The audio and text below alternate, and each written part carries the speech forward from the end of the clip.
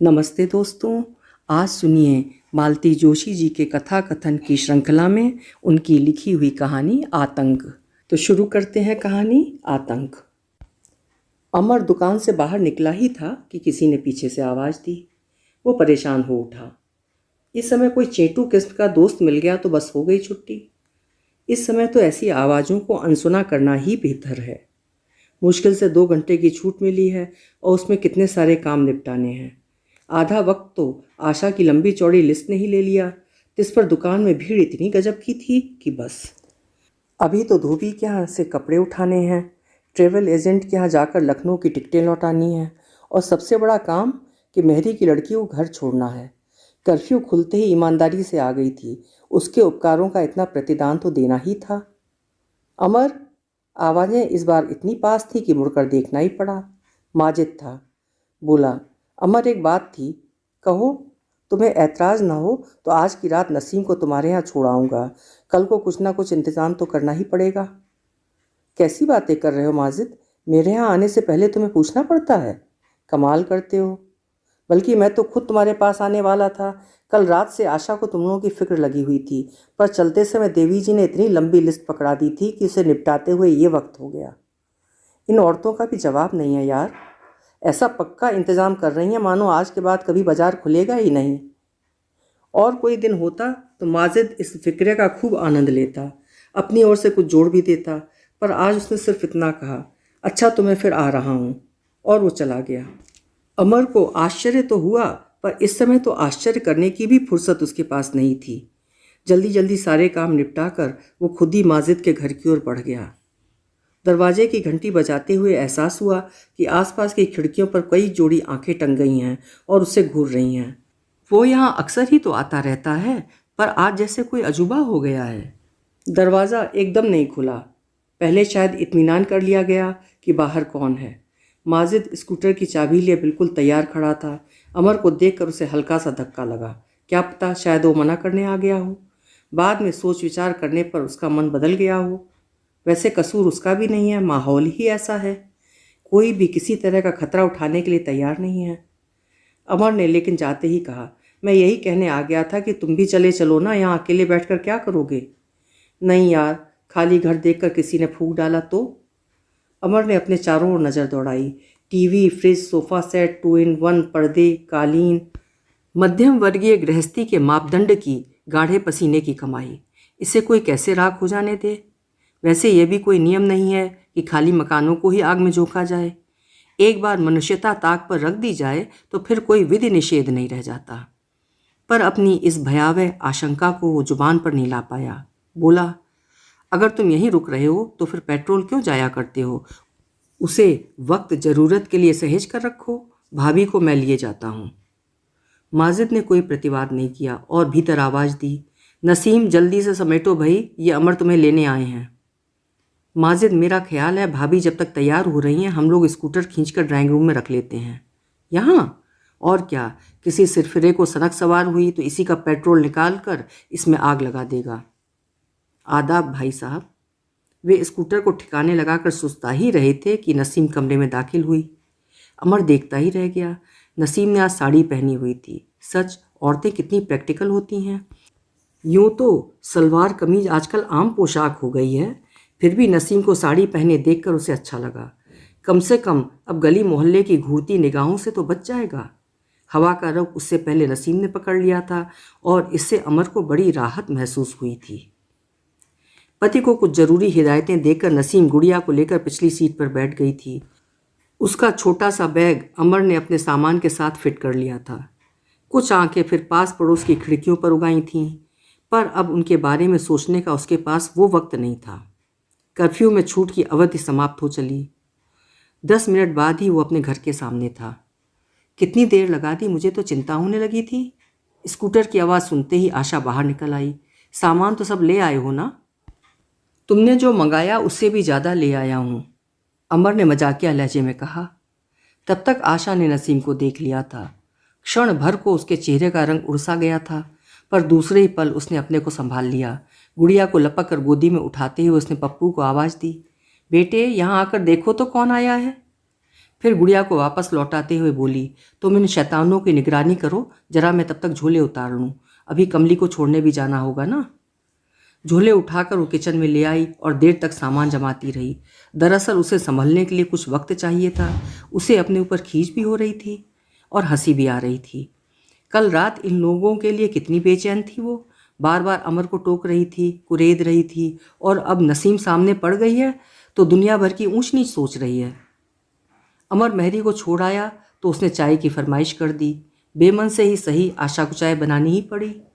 सबको कप पकड़ाती हुई वो नसीम से बोली, पता है इन 6 महीनों में ये महीने भर की चाय पी गए हैं। तो बैठे बैठे और क्या करूं, सिगरेट तुम पीने नहीं देती। कोई अच्छी सी कैसेट ही ले आते ना, बैठे बैठे पिक्चर ही देख लेते। अरे कैसेट वाले के यहाँ तो किराने की दुकान से भी ज़्यादा रश था। रहने दो भाभी, नसीम ने कहा, पिक्चरें भी तो कौन सी अच्छी हैं, वही सब मार काट देखने का मन नहीं होता। उसकी आवाज़ में अजीब सी उदासी थी। चलो अब खाना बनाते हैं, मेरे मियाँ इतनी मेहनत से सौदा लाए हैं, उसके साथ न्याय तो करना पड़ेगा। फिर दोनों रसोई में आ गईं। सब्जी की डलियाँ नसीम के सामने सरका कर आशा बोली, पूरे 5 दिन बाद आज एक सब्जी वाले के दर्शन हुए हैं, सो उनके पास सिवाय पालक और पत्ता गोभी के कुछ नहीं था। आलू प्याज का तो कोई पता ही नहीं था। पालक की पत्तियों को एकसार करते हुए नसीम ने कहा, भाई साहब ने याद नहीं दिलाया, नहीं तो प्याज तो थोड़ी घर में पड़ी थी। कोई बात नहीं, कल मंगवा लेंगे। कल? नसीम ने जैसे अपने से ही कहा। कल सब ठीक ठाक रहा तो मैं झांसी चली जाऊंगी। झांसी क्यों भला? चावल बीनते हुए आशा का हाथ एकाएक रुक गया।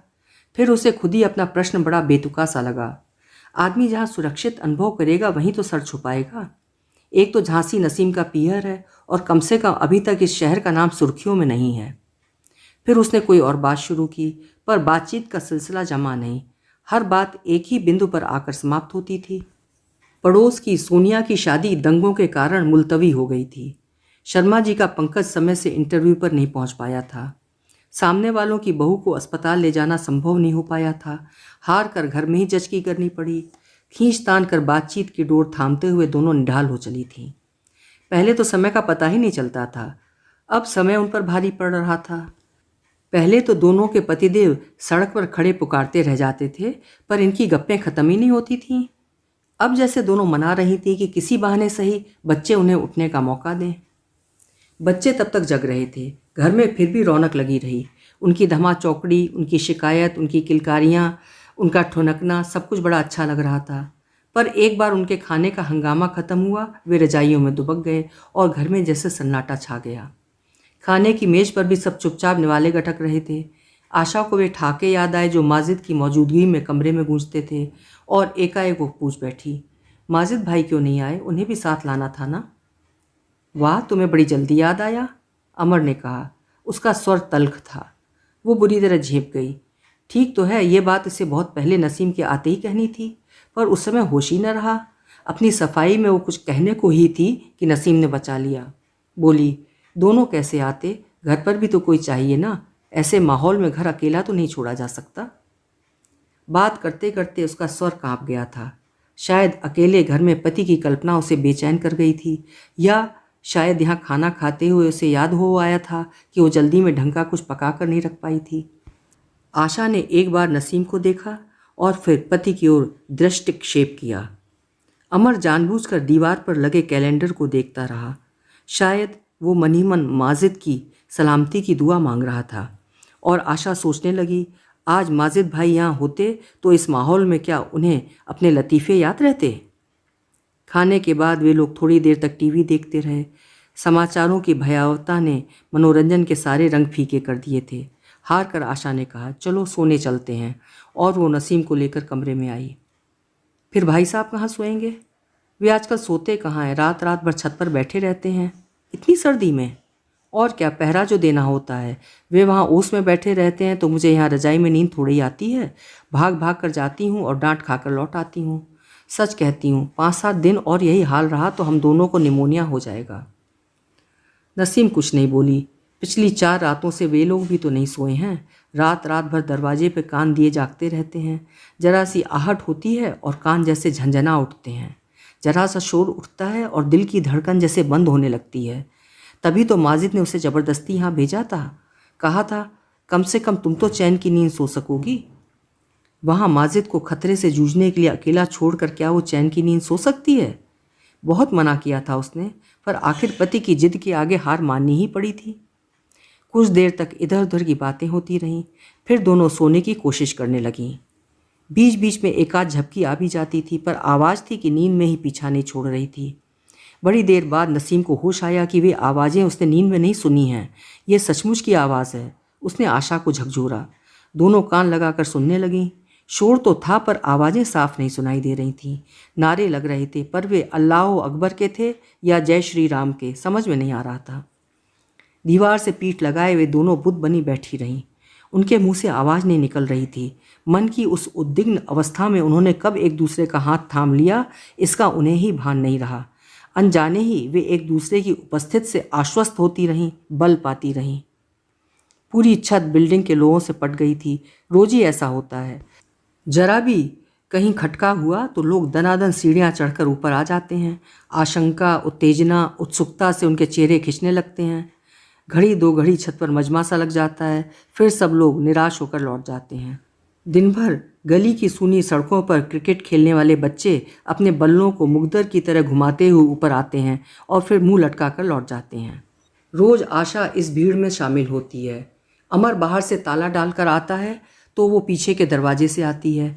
घर में पप्पू अकेला सोया रहता है, पर उसकी भी उसे फिक्र नहीं रहती। पर आज शायद नसीम को अकेले छोड़कर आने की उसे हिम्मत नहीं हुई होगी। भीड़ के छट जाने के बाद छत पर वही 4-6 लोग रह गए जो पहरे पर नियुक्त थे। सब लोगों ने मुस्तैदी से अपनी अपनी चौकियां संभाल ली थीं। अमर भी अपने शस्त्रों के साथ चौकस बैठा था। शस्त्र क्या थे? पर्दे से निकाली गई 2 सलाखें और ईंट पत्थरों के ढेर। इन पत्थरों को ढोने के चक्कर में उसके घर की सबसे बड़ी प्लास्टिक की बाल्टी शहीद हो गई थी, पर आश्चर्य, आशा ने उसका जरा भी मातम नहीं मनाया था। बैठे बैठे अमर की पलकें झपकने लगी थीं। पहली 2 रातें तो साथियों से गपशप में कट गई थीं, पर रोज़ रोज़ बातें भी तो कोई कितनी करेगा। न हो वो कल बीमारी का बहाना बनाकर एक रात की छुट्टी ले लेगा। दरअसल उसे रात भर जागने से ऐतराज़ नहीं है, पर वो इस तनाव से तंग आ चुका है। लगता है जो कुछ होना है एक बार हो जाए और किस्सा ख़त्म हो, पर वो खुद नहीं जानता कि उसे किस होने की प्रतीक्षा है। रोज की तरह सुबह 4 बजे राव अंकल ने उसे रिलीव किया तो उसने सचमुच राहत की सांस ली। उसकी पलकें नींद से बोझिल हुई जा रही थीं। सीढ़ियों से उतरते समय भी वो बिस्तर की गर्माहट का अनुभव कर रहा था। बस जाते ही रजाई में दुबक जाएगा और 9 बजे तक ताने रहेगा। दफ्तर का तो आजकल कोई चक्कर है ही नहीं। ताला खोलकर वो सीधे बेडरूम में घुसा और दरवाजे पर ही ठिठक गया। उसे तो याद ही नहीं रहा था कि आज उसका बिस्तर खाली नहीं है, वहाँ नसीम सोई हुई है। उसका बिस्तर आशा ने बाहर दीवान पर लगा दिया था। बाहर जाने से पहले उसने एक बार फिर मुड़कर देखा। अपने अपने छौनों को छाती से लगाए दोनों नींद में बेसुध हो रही हैं। जरूर रात भर जागी होंगी। वैसे भी इन दोनों का साथ हो तो रात और दिन का पता ही कहाँ लगता है। नहीं, लेकिन इस बार रतजगे का कारण शायद दूसरा था, क्योंकि भय की काली छाया अब भी दोनों के चेहरों पर अंकित थी। कमरे में रात भर जलता हुआ 60 वॉट का बल्ब भी यही कहानी कह रहा था। और डरना तो स्वाभाविक ही था ना, क्योंकि दंगाइयों के मजहब चाहे अलग थे, पर उसूल तो एक था, उद्देश्य तो एक था। इसलिए इन भयभीत हिरनियों का ईश्वर चाहे भिन्न था, पर मन में समाया आतंक एक सा था, दहशत एक सी थी। अभी आप सुन रहे थे मालती जोशी जी की लिखी हुई एक कहानी, आतंक। कहानी आपको कैसी लगी कमेंट बॉक्स में ज़रूर लिखिएगा। फिर मिलेंगे किसी अच्छी सी कहानी के साथ। आपका समय शुभ हो।